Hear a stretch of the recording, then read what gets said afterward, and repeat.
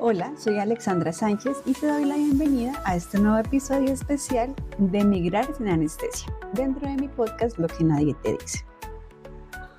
Hoy quiero que hablemos sin miedo, sin filtros y sin la necesidad de sonar correctos. Vamos a hablar de algo que me persigue desde que puse un pie aquí en Brasil. Y es una pregunta que también quiero que tú te la hagas. Y es, ¿quién eres cuando nadie te conoce? Esa pregunta no es liviana, no es un juego, pero sí es un golpe directo al centro del ego. Al centro de la imagen que por años hemos construido para los otros. Y que cuando cruzamos una frontera, de repente esa imagen se queda en el aeropuerto y no viaja contigo. Y es que cuando llegas a un nuevo país, a radicarte, a hacer un proyecto de vida, nadie sabe quién eres, nadie sabe qué hiciste, qué estudiaste, qué lograste, qué te costó en tu país de origen. Nadie sabe que te partiste el alma trabajando en Colombia, en mi caso, con comunidades en medio del conflicto armado, ni que cargaste sobre tus hombros 11 años de experiencia profesional construida con disciplina, con ética. Nadie lo sabe y obviamente eso en algún momento duele. Y me acuerdo el primer día que fui, o la primera vez que fue una reunión solo de brasileros conocidos de mi esposo.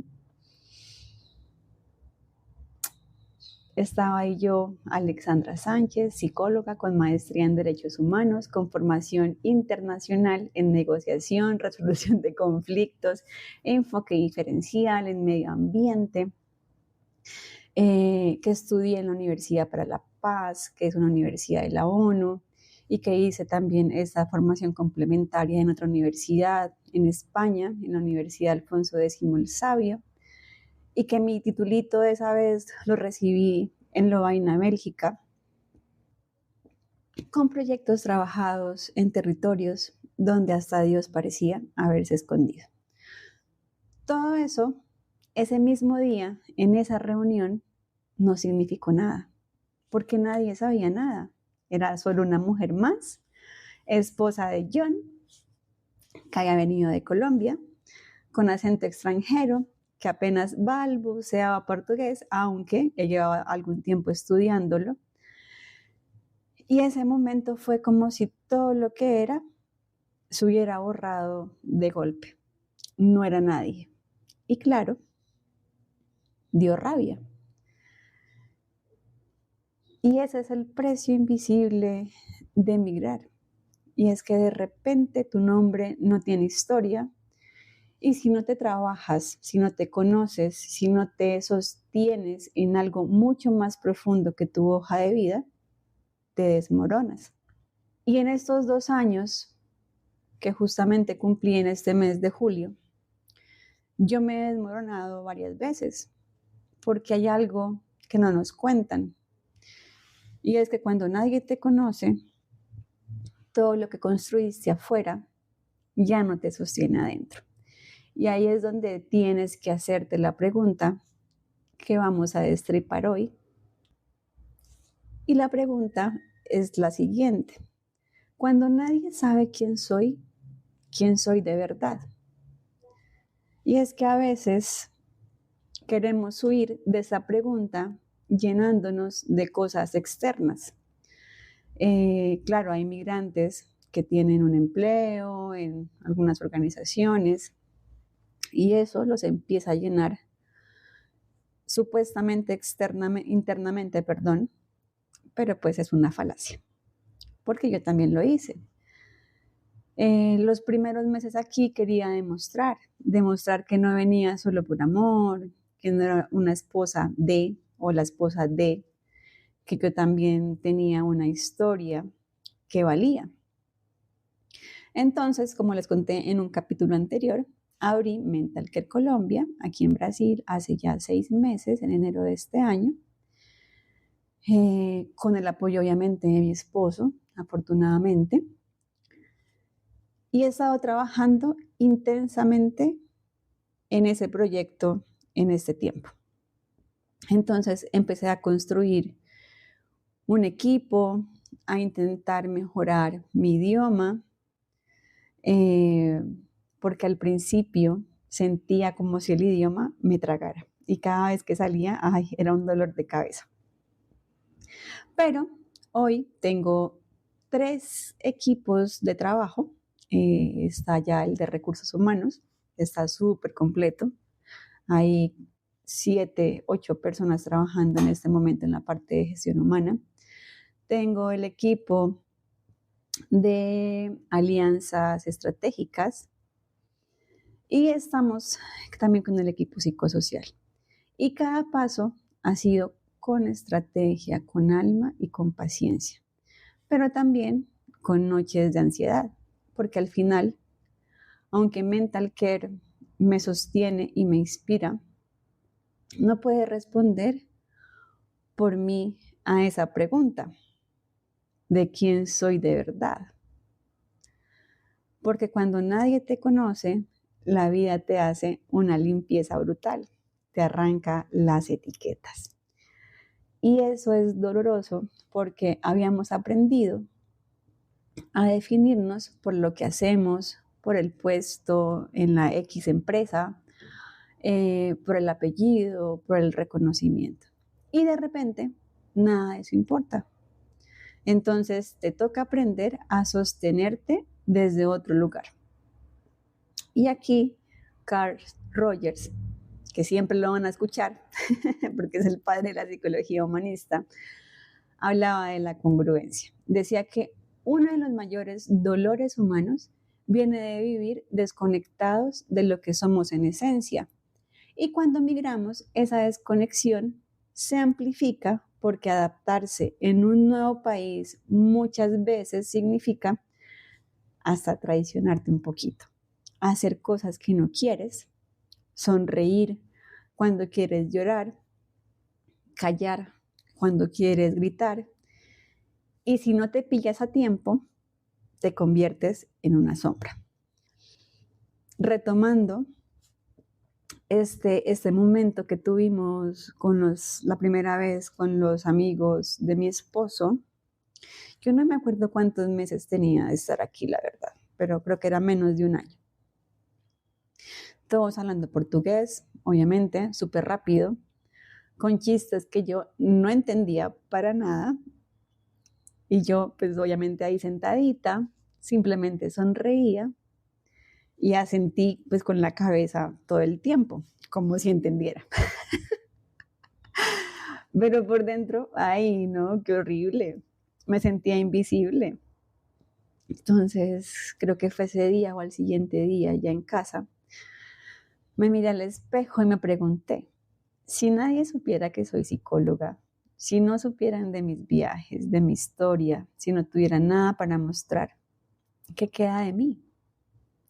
Y la respuesta fue un poco dura, porque yo soy muy dura conmigo muchas veces. Y la respuesta fue, queda poco, porque había puesto mi identidad en lo que hacía, no en lo que era. Y es curioso, pero eso mismo lo veo cada semana en terapia con personas inmigrantes. Llegan a consulta diciendo, Alexa, siento que aquí nadie me ve. Y yo le respondo, no, lo que pasa es que ahora tienes que verte tú y vamos a trabajar para hacer que ese proceso te lleve a verte como realmente eres. Porque esa es la verdadera trampa. Queremos que el mundo nos vea cuando ni siquiera sabemos cómo mirarnos. Queremos que nos reconozcan, que nos valoren, que nos devuelvan una identidad que nosotros mismos no tenemos clara. Y eso así, pues no funciona.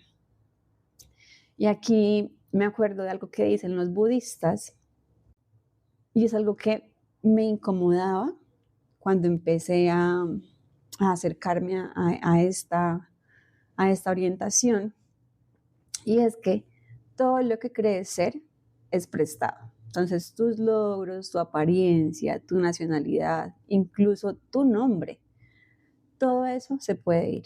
Y entonces, ¿quién queda? Eckhart Tolle lo llama el ser. Y Durga Step también habla de dejar de autoabandonarnos, de colocar todo lo que somos afuera, ¿no? Michael Singer dice que cuando sueltas todo, hasta el dolor, aparece la paz. Y yo lo he comprobado.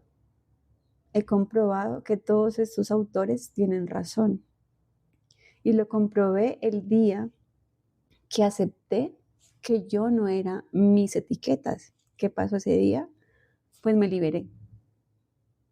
¿Es fácil? No, no es fácil. Llevo en este proceso desde que puse un pie aquí en Brasil. Se siente como una muerte. Yo he tenido que matar muchas versiones de Alexandra. La que creía que emigrar iba a ser glamuroso, la que pensaba que abrir una empresa en otro país era súper romántico y súper high, la que juraba que con amor bastaba. Todas esas versiones se murieron. Y hoy vivo en duelo por ellas, pero también agradecida. Porque gracias a esa muerte he podido ver lo que queda cuando todo lo demás se cae. Lo que queda es la pregunta: ¿quién eres cuando nadie te conoce? Si eres honesto y honesta, la primera respuesta es miedo. Miedo de no valer nada sin todo lo que te colgaste. Y luego, si te atreves a mirar más adentro, te das cuenta que también queda una libertad brutal. Y esta libertad a mí me enseñó o me ha enseñado en este proceso a que te pueden decir mil cosas de afuera. Y es que cuando tú eres libre, pues ya no importa lo que los otros piensen de ti o cómo quieran dibujar tu imagen. Tú simplemente escuchas, observas y te retiras.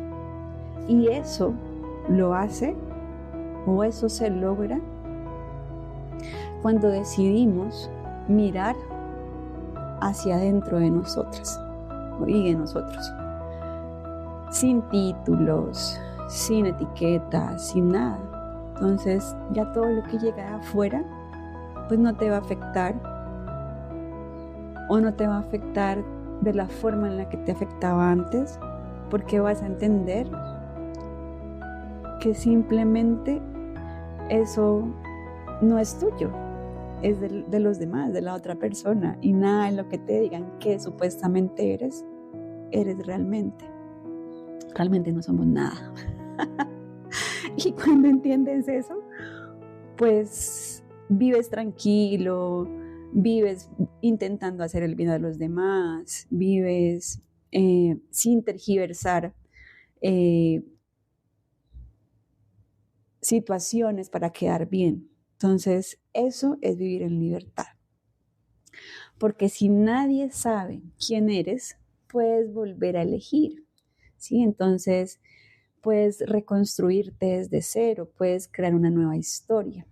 Y eso es lo que he hecho yo aquí en Brasil. He creado nuevas rutinas, porque me costó muchísimo retomar mis rutinas en Colombia, como ya les había contado, pero pues ya con el tiempo las volví a retomar. Ay, a veces las dejo también de practicar, no es que sea así muy tan disciplinada, pues no. Pero me doy esa libertad de no exigirme más de la cuenta, sino, hacerlo todo de una forma más consciente. Y también descubrí que en el silencio nadie te pide tu currículum, ¿no? En el silencio solo te encuentras contigo, y claro, al principio es incómodo, da ansiedad, pero paso a paso empiezas a soltar. Por eso hoy quiero que te preguntes, ¿quién eres si no tienes nada que mostrar? ¿Qué parte de ti queda cuando te quitan todo? Y no quiero que respondas con el manual de autoayuda que no sabemos todos. Quiero que respondas desde la tripa, como decimos coloquialmente. Yo les puedo decir que en mi caso, cuando me quitaron todo lo que creía que era, descubrí algo muy simple, que sigo siendo alguien capaz de amar, de crear, de acompañar. Eso no se lo lleva ni el idioma, ni la distancia, ni la falta de reconocimiento. Esa soy yo cuando nadie me conoce. Y esa justamente es la versión que quiero seguir cultivando.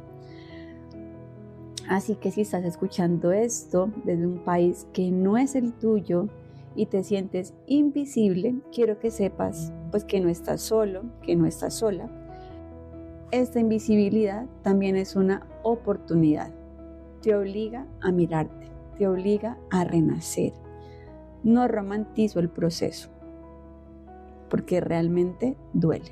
Pero duele como duele parir algo nuevo. Y a veces esa nueva versión de ti es la que estabas esperando toda la vida. Migrar sin anestesia es esto. Aceptar que aquí nadie te va a aplaudir, que tienes que aprender a aplaudirte solo o sola, que tu historia no vale por cuántos likes tengas, ni por cuántos diplomas cuelgues, ni por la nostalgia que guardes. Tu historia vale porque sigues aquí respirando, creando, buscando. Así que la próxima vez que sientas que nadie te conoce, pregúntate, ¿puedo aprovechar esto para conocerme mejor yo? Porque al final, todo este viaje, todo este caos, toda esa nostalgia, no es más que una excusa de la vida para que regreses a ti.